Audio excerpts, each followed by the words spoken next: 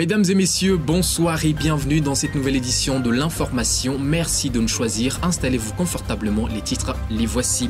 Sécurité routière après un mois de mise en œuvre, un premier bilan de l'opération Feu Tricolore initiée par le gouvernement a été dressé. Des morts ont été signalés sur nos routes. Les statistiques dans un instant. Nous nous intéresserons également au secteur éducatif. Les frais de scolarité dans les établissements privés continuent par être un véritable casse-tête pour les parents d'élèves. Une situation constatée par l'État qui appelle à une harmonisation. Nous avions recueilli des avis pour vous. À l'international, la prise de pouvoir par les militaires gabonais à la suite de la réélection de Ali Bongo à la tête du Gabon se confirme de plus en plus. Le pays est désormais dirigé par un comité de transition présidé par Brice Oligui. Qui est-il réellement? On vous le révèle dans un instant. Puis le bras de fer diplomatique entre Paris et Niamey se poursuit alors que la France a décidé de maintenir son ambassadeur sur le territoire nigérien après que la junte au pouvoir lui ait donné un délai de 48 heures. Niamey en réplique autorise l'expulsion du diplomate français. Voilà pour le sommaire de ce soir. Restez avec nous, nous voyons tout ça tout de suite. Rebonsoir et bienvenue. Le projet d'identification biométrique de données personnelles en cours dans le pays est presque arrivé à destination. Les enregistrements de masse se prévoient pour le dernier trimestre de l'année en cours. Mais concrètement, comment l'État va-t-il procéder et à quelle fin? On vous révèle tout cela dans le reportage qui suit. Le projet d'identification biométrique, projet sous-régional porté par le gouvernement togolais et inscrit dans sa feuille de route gouvernementale 2025, arrive à sa phase opérationnelle. Au cours des 3 derniers mois de cette année sera lancée l'étape des enregistrements. Ces activités d'enregistrement se feront en différentes phases.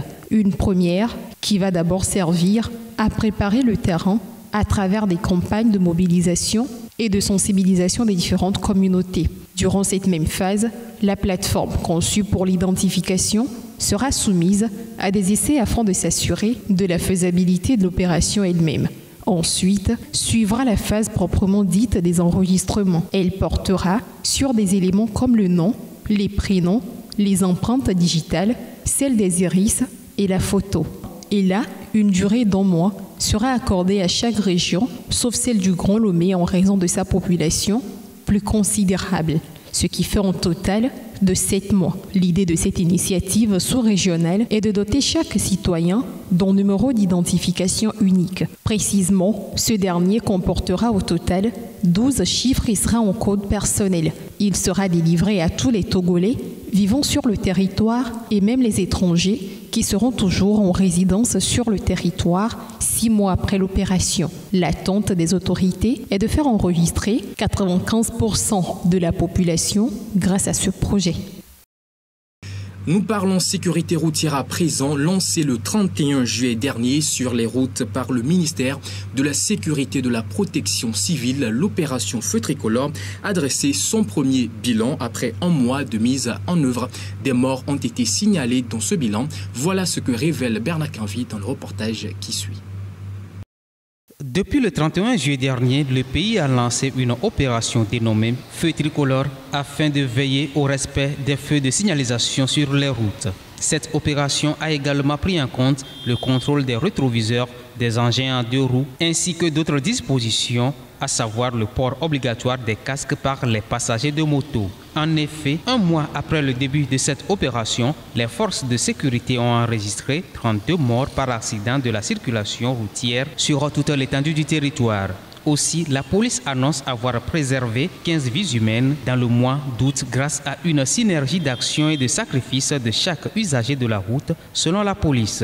Cette dernière indique également qu'il y aura des accidents de la route, mais si tous les usagers de la route observent les règles de sécurité, à savoir le port de casque sur les engins à 2 roues, le respect des feux tricolores et la ceinture de sécurité entre autres, ces accidents seront beaucoup moins mortels. Rappelons que l'opération Feu Tricolore et casque obligatoire a pour but d'éduquer et sensibiliser les conducteurs sur l'importance du respect des règles de circulation en vue de réduire les accidents. En matière d'inclusion éducative, le Togo n'est plus des moindres. Cela fait un moment que des efforts se multiplient et les résultats rendus officiels par les autorités semblent satisfaisants. On voit ça dans le reportage qui suit. Il est de Nadège Arlidia.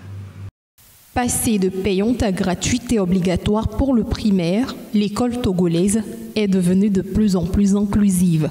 Des cantines ont été installées dans des établissements scolaires et les discriminations liées au genre ont été supprimées. Aujourd'hui, ni la situation de handicap, ni le manque de moyens financiers, encore moins le problème de catégorisation lié au sexe, n'est plus en blocage pour la scolarisation des enfants en âge de fréquenter. Le pays réunit les conditions nécessaires pour rendre l'accès à l'éducation des enfants sans contrainte. C'est donc avec une facilité que les jeunes filles, les enfants en situation de handicap et même ceux issus des familles aux conditions de vie difficiles sont aujourd'hui scolarisés, à en croire les informations officielles disponibles. D'après les chiffres de l'année dernière, le taux d'accès à l'éducation scolaire avait dépassé la barre des 94%. Au collège, le taux d'achèvement était estimé à 51%. Au primaire, il était à 99%. Beaucoup plus de jeunes filles ont été également inscrites. Pour la scolarisation des enfants en situation de handicap, ce qui est demandé, c'est l'âge requis pour fréquenter et les facultés indispensables. Quant à la qualité des enseignements donnés aujourd'hui, le gouvernement s'assure qu'il n'y ait pas d'à peu près, que ce soit dans les milieux reculés ou dans les capitales. Pour des cas particuliers, des systèmes d'enseignement itinérants et des dispositifs adaptés ont été introduits dans l'apprentissage des apprenants. Principalement, pour les charges liées à l'installation des cantines scolaires, les autorités ont dépensé un montant d'1,78 milliard de francs CFA au cours de l'année 2022. À titre d'information, l'on compte au Togo entre environ 154 000 à 220 000 apprenants en situation de handicap sur 2 200 000 apprenants en âge de fréquenter au primaire et au secondaire. Restons dans le registre éducatif. Les promoteurs des établissements privés promettent harmoniser et plafonner dans les zones pédagogiques les frais scolaires. Ceci en réponse aux multiples demandes faites par les parents d'élèves face à la hausse des frais ces dernières années. Reportage Promise Pomébé, Félicité Chapla et Ange Sénat. L'on constate depuis un moment une augmentation irrationnelle des frais de scolarité dans certains établissements privés laïcs, un fait qui n'a pas manqué de faire réagir plusieurs parents sollicitant l'intervention des autorités en charge de l'enseignement. Nous avons mal et seul le gouvernement peut nous venir en aide par rapport. L'officiel est gratuit mais tous ne pourront pas y aller pour des raisons d'effectifs. Les privés ont également leur place mais l'augmentation excessive est insupportable. Que les autorités échangent avec les promoteurs d'écoles pour nous alléger la tâche.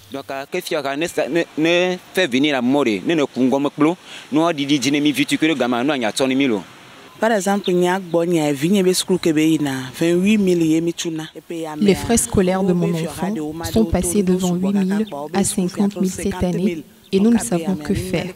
Si le gouvernement peut nous aider, ce serait bien. C'est difficile pour nous, certains parents.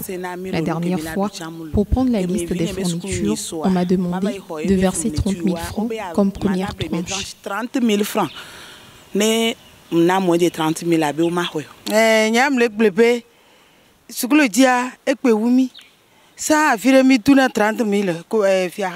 Les frais scolaires nous dépassent. De 30 000, nous passons à 45 000, 60 000, voire même 80 000. Nous n'avons pas d'argent et la vie devient de plus en plus chère. Que le gouvernement nous vienne en aide.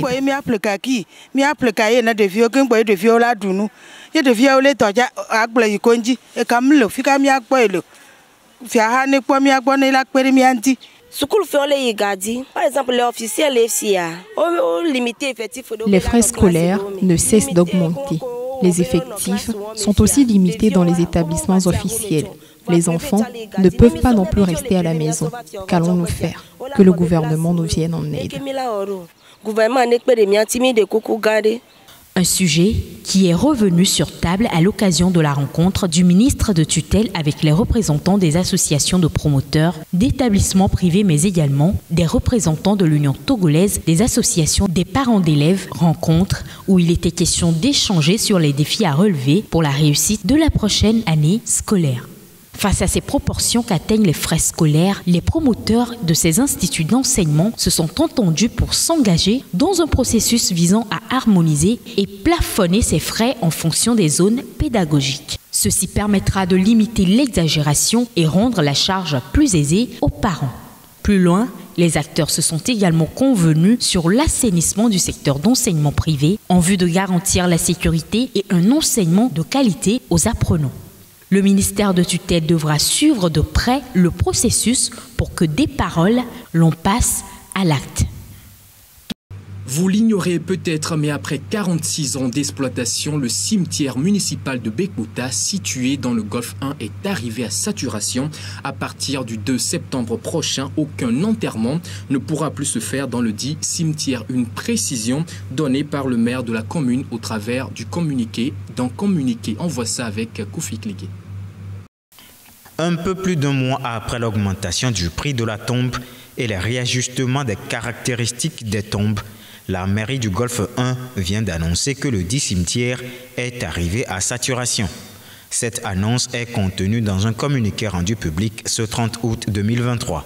Selon le communiqué du maire, le cimetière municipal de Bekbouta ne sera plus en mesure d'accueillir de nouveaux corps pour inhumation à compter du samedi 2 septembre 2023.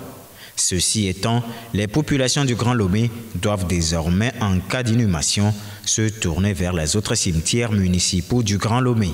Il faut aussi noter qu'avec l'évolution exponentielle de la population du Grand Lomé, les cimetières aujourd'hui disponibles à encore accueillir des corps pour inhumation ne disposent plus d'assez d'espace. Ainsi, beaucoup de cimetières connaîtront le sort de celui de Bekbouta dans quelques années. Construit en 1977, le cimetière de Bekbouta est arrivé à saturation après 46 ans d'usage. Il a été administré par la voirie de Lomé jusqu'en octobre 2000.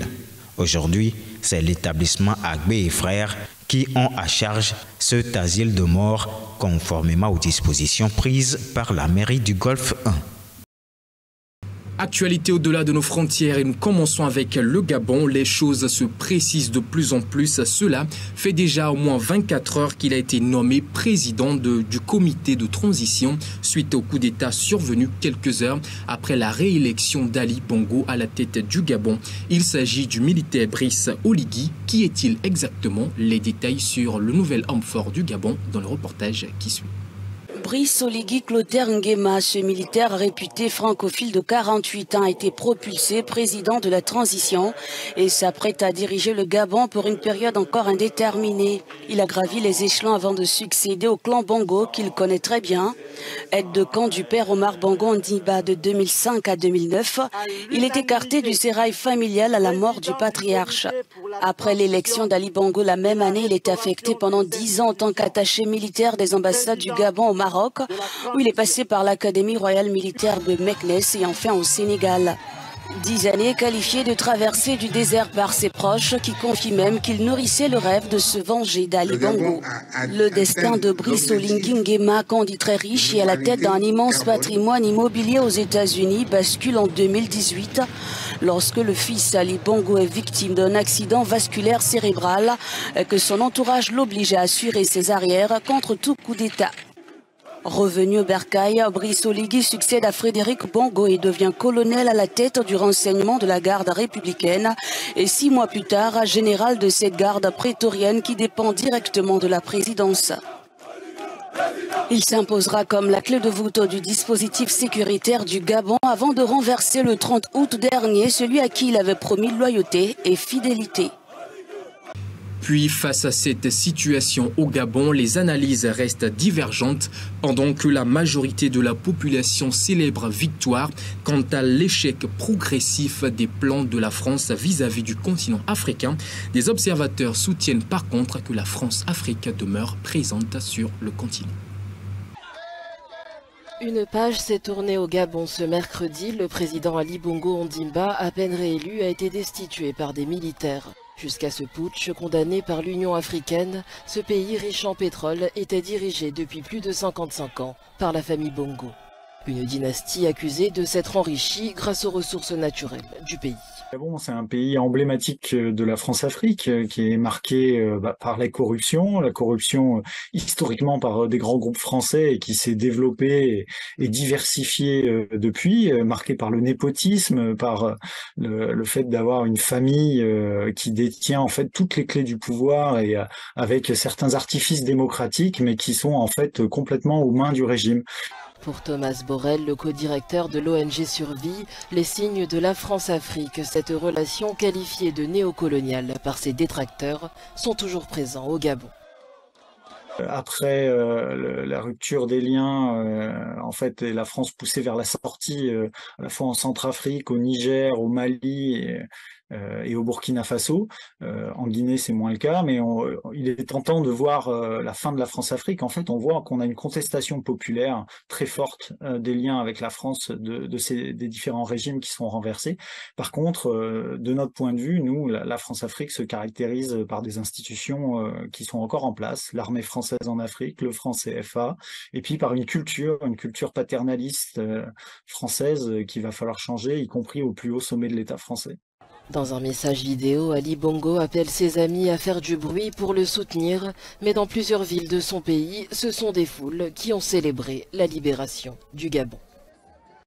On en parlait dans les titres bras de fer diplomatiques entre Paris et Niamey. La junte militaire au Niger avait donné 48 heures à l'ambassadeur français pour quitter le territoire nigérien. Une décision face à laquelle Paris est resté ferme et a maintenu la présence de son ambassadeur sur le territoire nigérien.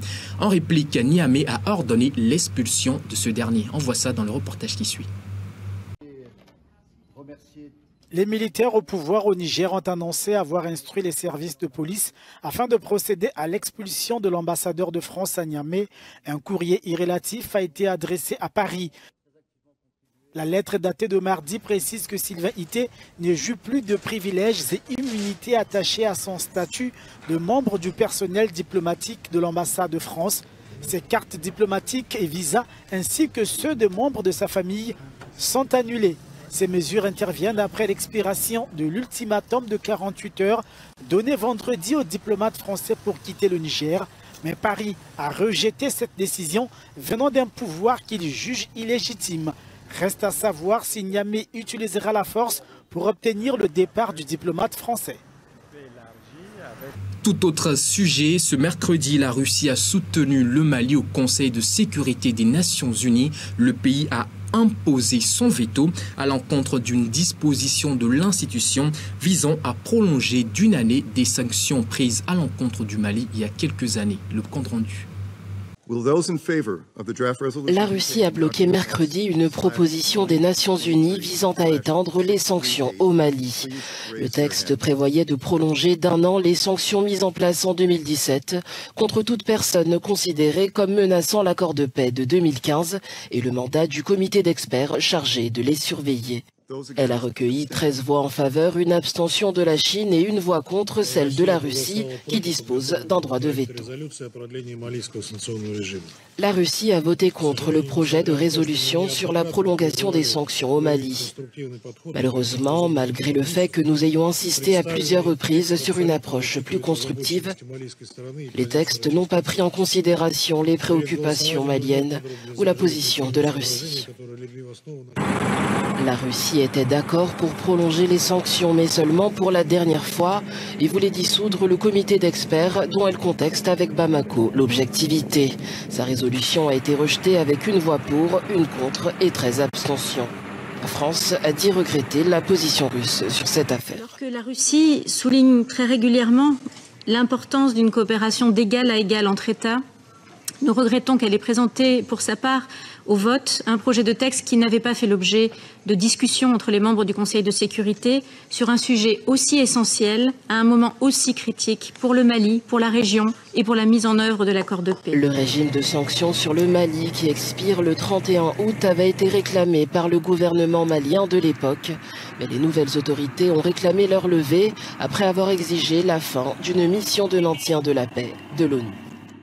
Et triste nouvelle en Afrique du Sud, plus précisément à Johannesburg, la capitale du pays.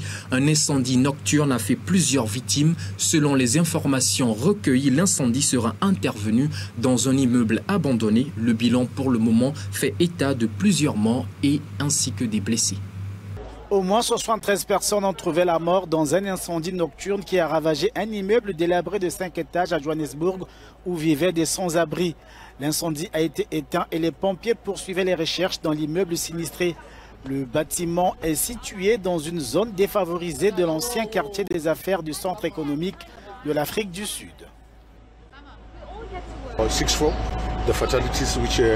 64 les morts que nous avons retrouvés sur les lieux de l'incendie.